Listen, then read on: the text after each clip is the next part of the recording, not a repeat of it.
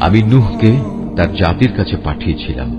তাকে আমি বলেছিলাম, হে নূহ, তোমার জাতির উপর এক ভয়াবহ আযাব আসার আগেই তুমি তাদের সে সম্পর্কে সাবধান করে দাও।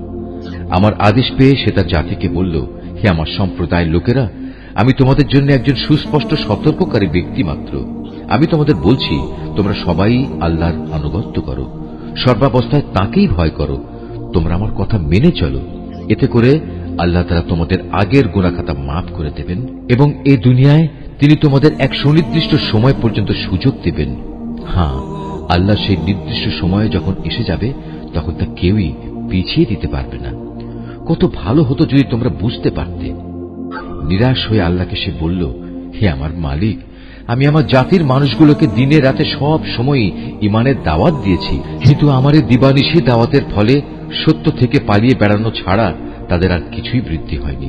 যতবার আমি তাদের তোমার পথে ডেকেছি যেন তুমি তাদের অতীত কৃতকর্ম ক্ষমা করে দাও, তারা ততবারই কানে আঙুল ঢুকিয়ে দিয়েছে এবং নিজেদের অজ্ঞতার আবরণ দিয়ে নিজেদের মুখমণ্ডল ঢেকে দিয়েছে।